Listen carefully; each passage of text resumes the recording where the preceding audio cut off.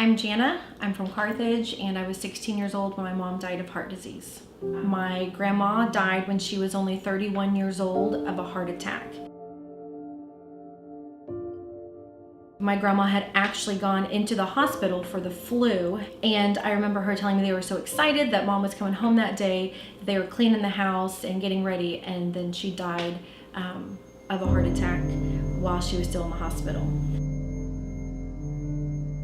So the night that my mom passed away, I remember everything about it. She'd made spaghetti for dinner, and she was getting ready to go out of town for work. So she was doing laundry and getting prepared, and she had taken another hot shower like my mom always did.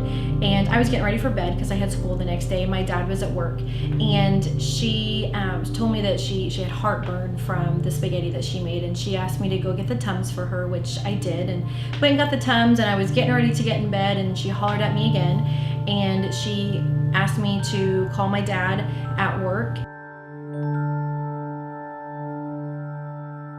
But you just don't think at the time that that episode happened, she would have been 33, and you don't think about women in their early 30s dying of heart disease because it just doesn't happen. So my birthday is in 2 days, and I will be 39 years old, and that is 5 years longer than my mom was when she passed, and it's 8 years longer than my grandma when she passed.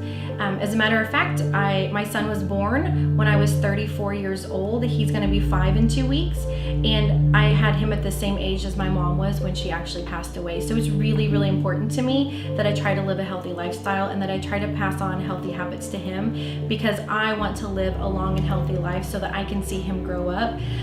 When I first went to the cardiologist when I was 23, my cardiologist took my results and he sent them off to the Mayo Clinic because, again, it's so unheard of for my family history with women and heart disease, and then also being 23 years old, very healthy, and having very high cholesterol. So they were trying to figure out what it was, if it was something genetic. And the best that the doctors can figure out with my family history is that the women in my family have very small arteries, and we also have genetically very high cholesterol.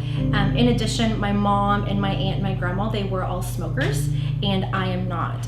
So we've been involved, my whole family, with the Heart Walk the last 5 years.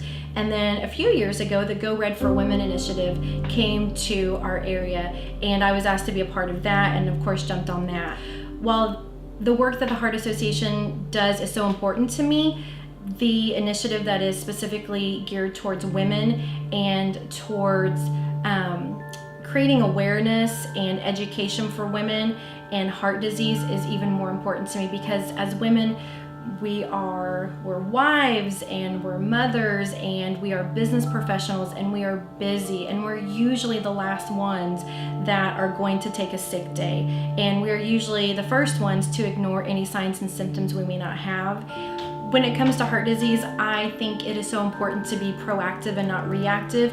If I had not found out my numbers when I was 23 years old, I don't know if I would be here today. I don't know if I would have a son. I don't know if my son would have a mother. So I can't stress enough how important it is to don't wait, don't hesitate.